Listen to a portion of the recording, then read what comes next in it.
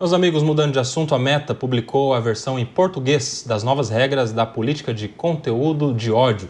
As novas diretrizes permitem a associação de termos relacionados a doenças mentais, a gênero ou orientação sexual. Um trecho da norma diz, abre aspas, permitimos alegações de doença mental ou anormalidade quando baseadas no gênero ou na orientação sexual, considerando o discurso político e religioso sobre o transgenerismo e a homossexualidade e a utilização comum e não séria de palavras como estranho, fecha aspas. Nesta semana, o dono da Meta, Mark Zuckerberg, anunciou o fim do programa de checagem de fatos. O alto comissário da ONU para Direitos Humanos, Volker Turk, afirmou que autorizar discursos de ódio e conteúdos prejudiciais na internet tem consequências no mundo real e que regular esse conteúdo não é censura. Outro assunto que está pegando fogo, que é a nova política de checagem de fatos, que agora seria parecido com o do Twitter, que é de notas da comunidade, não mais com a checagem própria ou externa dos fatos. Como é que você vê esta polêmica, Paulo Loyola? Voltando na polêmica anterior, o engraçado é que quando o Trump é bravata, quando é o Maduro é ditador. Só comprovando exatamente o que eu tinha dito. Em relação à questão das notas da comunidade, tem um ponto que é o campo da direita se organiza muito melhor no ponto de vista digital, né? A direita tem reconhecidamente uma militância mais ativa na questão digital do que a esquerda, né? E aí o que a gente vê, e o que eu, enfim, acho que vai acabar acontecendo, é algo muito próximo do que a gente vê hoje no Twitter, né? Que é uma ideia muito boa. Eu não vejo o conceito, a teoria de nota da comunidade. Ela é ótima, mas ela acaba, obviamente, sendo ali também, tendo uma tendência ideológica mais para o campo da direita. Seja pelo ativismo maior no campo digital da própria direita, seja pela falta de transparência do algoritmo. Eu, por exemplo, já fui membro de nota de comunidade do Twitter. E várias notas da comunidade que eu propunha não eram aceitas. E eu não tenho a menor transparência sobre quem aceita, quem não aceita, qual é a métrica, quantas pessoas têm que dar o ok, quem é que decide no fim, o que entra como nota da comunidade, o que não entra. Então, é uma ideia muito boa de distribuição do poder, de poder ao povo, é uma narrativa muito sexy, muito interessante, mas que no final das contas vai terminar por permitir que a gente veja, sim, mais discurso de ódio nas redes. A Meta, que era uma das plataformas que tinha mais restrição a esse tipo de conteúdo, agora a gente vai passar a ver ali também um ambiente com mais ódio, mais ataques, como a gente já vinha vendo no Twitter nesses últimos anos. Em Brasília, o presidente Lula se reuniu com os ministros para discutir sobre a regulamentação das redes sociais. Caso as mudanças da Meta sejam aplicadas também no Brasil, podem ferir a legislação brasileira. O ministro da Casa Civil, Rui Costa, defendeu que as plataformas digitais não podem ter um tratamento diferenciado da imprensa profissional e ainda destacou o papel das redes sociais para proteger a população. Nós vamos acompanhar. Todos nós sejamos aliados à absoluta e restrita liberdade de expressão, de opinião sobre qualquer tema, mas que isso não signifique a ausência de responsabilidade de crimes cometidos ou que os veículos possam, em nome de uma falsa liberdade de expressão, poder postar crime ou promover crimes contra as pessoas, contra as crianças, contra as populações mais vulneráveis de nosso país. Essa polêmica envolvendo a Meta no Brasil abre dúvidas se a empresa poderia futuramente ser penalizada da mesma forma que o X, antigo Twitter, foi punido com a retirada da rede social do ar. O advogado-geral da União, Jorge Messias, anunciou que a AGU vai notificar a Meta para cobrar explicações sobre a nova política de moderação das plataformas. A gente também vai acompanhar. Para que a empresa explique categoricamente às autoridades brasileiras como é que ela vai proteger as crianças e adolescentes, como é que ela vai proteger as mulheres, como é que ela vai proteger os pequenos comerciantes que usam a plataforma como um modelo de negócio, como bem de negócio. Enfim, tem uma série de pessoas que usam frequentemente essa plataforma e que estarão muito vulneráveis pretensamente à nova política que como muitos das senhoras e dos senhores sabem, não sabemos claramente qual é essa nova política. Em razão da ausência de transparência dessa empresa, nós apresentaremos uma notificação extrajudicial e a empresa terá 72 horas para informar o governo brasileiro qual é, de fato, a sua política para o Brasil. Veja só, Mônica Rosenberg, o Ministério Público Federal, Procuradoria-Geral da República, também notificou a Meta essa semana, deu a ela o prazo de 30 dias. O governo também vai notificar, o governo já quer em 72 horas, ou seja, o poder público está mais preocupado do que o próprio Ministério Público em relação a isso. E veja só, sem nenhum tipo de movimentação para isso acontecer no Brasil por enquanto, porque a ideia é inicialmente que isso aconteça nos Estados Unidos.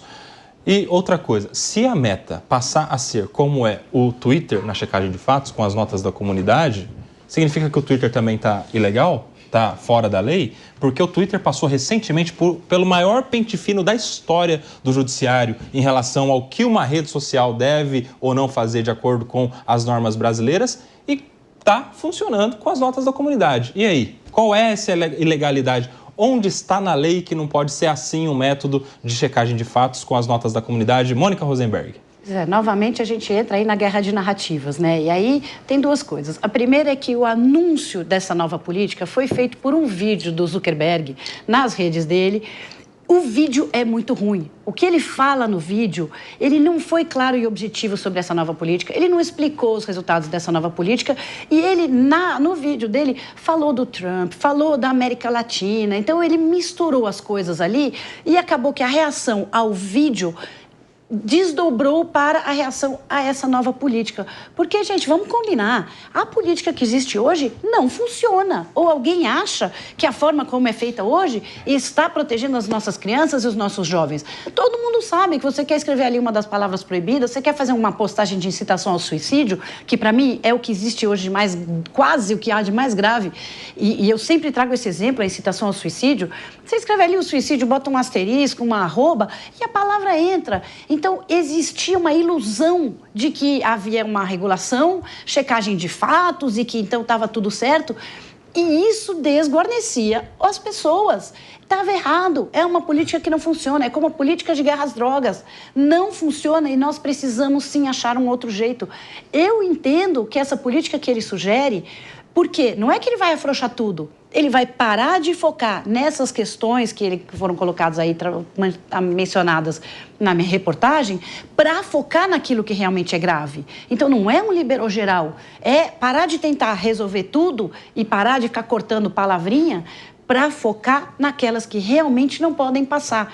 E aí sim entra o sistema que realmente falta transparência das notas da comunidade e vão entrar outras formas. Inclusive, o que está faltando é responsabilização, gente. Essa questão das redes tem que ser liberdade com responsabilidade.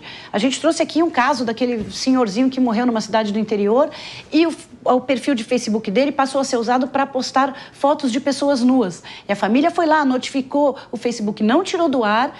Depois de uma longa briga de 1 ano com o perfil do velhinho postando gente pelada, eles venceram aquela ação e a indenização paga à família foi R$10 mil.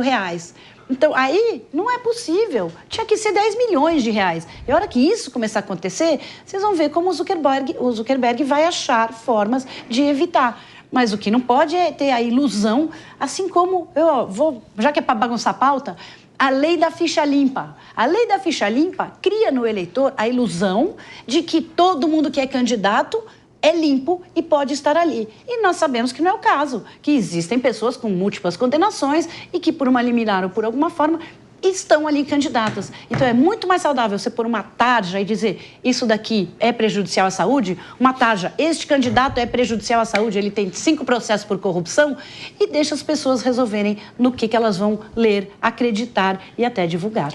E isso reacende aqui no Brasil a ideia de regulamentação das redes, aquele projeto que estava lá estacionado no Congresso, João Belucci.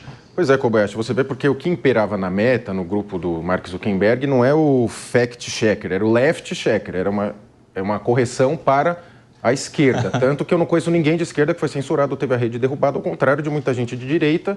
Lembrando que até os termos usados pelas autoridades, discurso de ódio, enfim, essas coisas, sequer tem uma previsão, um esclarecimento, uma definição correta do que seria. Porque, em tese, é lícito você Não gostar de alguém, ter ódio a alguém, o que é errado é você praticar um crime contra a pessoa. Você não pode menosprezar outras pessoas. Agora, veja, críticas mais ácidas, é isso que muitas críticas ácidas vão estar lá, você está fazendo um discurso de ódio, por exemplo, contra essa questão da sexualidade que foi colocado. Existe uma tese, uma CID, que fala, existe disforia de gênero. Se colocasse isso para algum transexual, o seu post provavelmente seria derrubado. Então, as palavras, os discursos têm que ser ditos, e cada um arque com as consequências. E a carapuça, você vê que a carapuça serviu para as nossas autoridades, porque o que o Mark Zuckerberg, que não é nada confiável, pelo contrário, disse, tribunais secretos da América Latina, quer dizer, ordens secretas de tribunais da América Latina.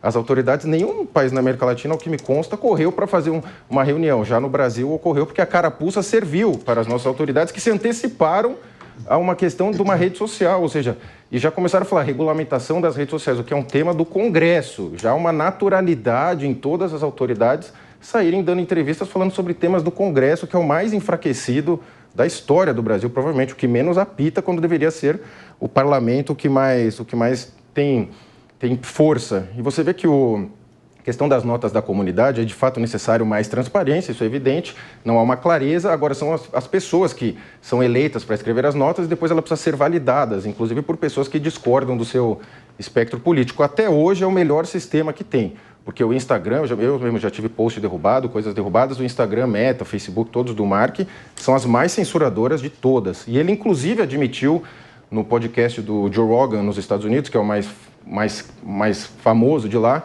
que ele derrubou o tema do laptop do filho do Joe Biden, o Hunter Biden, na época da eleição, quando o Joe Biden ganhou, a pedido do FBI. Ou seja, depois se comprovou que era o notebook dele mesmo, que tinha diversas informações muito constrangedoras para o Joe Biden, para o Hunter Biden, tanto assim é que depois o Joe Biden concedeu o indulto para o filho dele. Agora, na saída do governo, já concedeu o indulto. Então, tinha coisa ali, ele censurou, ou seja, as redes sociais podem manipular a verdade. Agora, eu não confiarei em nada no Mark Zuckerberg, acho que ele só faz essa sinalização, porque o mundo deu uma guinada para a direita, ninguém aguentava mais essa cultura identitarista woke, anti-mérito, e agora vamos ver como vai ser. O Google, entre outras, já doaram dinheiro para a posse do Trump, e eu acho que é só um passinho para trás, mas depois eles vão voltar com mais força ainda no intuito de censurar, e lamento muito essa reunião do Brasil, que teve das autoridades brasileiras, muitas sequer deviam estar lá e as autoridades brasileiras deviam cuidar da sua função, cada uma está invadindo a função do outro, Kobayashi. Você sabe que também não há muita transparência nesse algoritmo aí das notas da comunidade, mas dizem que quando pessoas que geralmente discordam apontam para uma informação, esse apontamento tem mais valia, tem mais força, ele pesa mais, porque mostra que pessoas que estão discordando o tempo todo em relação a uma correção de uma informação estão concordando. Se for assim, parece que é um negócio até interessante, né? De checagem de informação. É uma espécie de controle social da informação. Fala, você pediu? Não, só ia falar que, por exemplo, tem uma história que fala o São Paulo Futebol Clube, né? O time foi rebaixado na década de 90. Fake news. Fake news. Não, saiu nota da comunidade falando que é mentira, exatamente. Saiu nota da comunidade mesmo, tem do Tele Santana e outros falando que foi rebaixado no Paulista, saiu lá a nota da comunidade falando que não, porque o regulamento era da outra forma. O São Paulo nunca foi rebaixado tricampeão mundial. Fala, Rodolfo Maria. Isso aí, e nunca será. A nota será. Olha que isso. Era igual o regulamento do título do Esporte Flamengo, lá que não tinha Série B, era tudo misturado. Mas vamos lá. Quero fazer duas menções aqui. Primeiro, ao ministro Rui Costa, o advogado-geral da União, Jorge Messias, e mostrando ali uma preocupação com as nossas crianças, né? Eu acho isso louvável, porque hoje nós sabemos que um celular na mão de uma criança de 10 anos é uma potência. E crianças, quanto mais... crianças de 6 anos estão tendo muito mais acesso ao telefone. Se eu der o telefone hoje na mão da minha sobrinha ali de 5 anos, talvez ela saiba mexer melhor do que eu nas ferramentas de um celular. O que eu quero dizer com isso? Que, de fato, tem que se preocupar mesmo. Tá? Existem algumas diretrizes, por exemplo, da Meta, falando aqui especificamente do Instagram, que você precisa ter 13 anos para você ter uma conta ali e, ainda assim, debaixo da guarda dos seus responsáveis, dos seus pais. O que não acontece. É muito fácil burlar esse sistema. O que já não acontece, por exemplo, no TikTok. Porque no TikTok, você, para ter uma conta, você precisa escanear o seu rosto ali, tá? E se uma criança burlar esse sistema, automaticamente, em menos de 24 horas, essa conta é derrubada. Vai por mim, que eu conheço com causa que a minha filha, Valentina, tentou ter uma conta no TikTok e foi banida, graças a Deus. Funcionou. Tá vendo como é que funciona as coisas? Por que a gente está tanto aqui querendo falar de algo que seria muito mais simples de resolver? Aí eu chamo a atenção de novo para a educação. Quanto mais se investe em educação, menos riscos nós corremos com esse tipo de coisa. As redes sociais, nós todos sabemos aqui, Nelson, meus amigos de bancada e você que nos assiste, que virou, de fato, a praça pública do século XVIII, onde as pessoas eram guilhotinadas. O cancelamento hoje atinge muito mais essas pessoas do que um soco na cara. Nós vivemos numa redoma onde as redes sociais imperam. Todo mundo tem acesso a saber da vida do outro através das redes sociais. As pessoas quase não se comunicam mais hoje por conta das redes sociais. E vem o Mark Zuckerberg agora fazendo um discurso totalmente populista. Vamos lembrar aqui que em 2017 Donald Trump foi eleito através das redes sociais. Vamos lembrar aqui no Brasil que o ex-presidente Bolsonaro também foi eleito por conta das redes sociais. O Loyola disse que a direita entendeu melhor essa ferramenta e, de fato, entendeu bem melhor essa ferramenta. Só que o que está acontecendo com essa ferramenta? A Mônica Rosenberg disse aqui que a palavra hoje, se você quiser escrever uma palavra, é só você trocar uma coisa por outra. Verdade. Eu tenho medo do Facebook, do Instagram virar a rede de ódio que era o Twitter há pouquíssimo tempo atrás. O que houve aqui com essas declarações do Mark Zuckerberg, na verdade, ele afrouxou as regras. Ele não apertou as rédeas, ele simplesmente afrouxou. E eu tenho medo do que está por vir, porque eu trabalho com as redes sociais.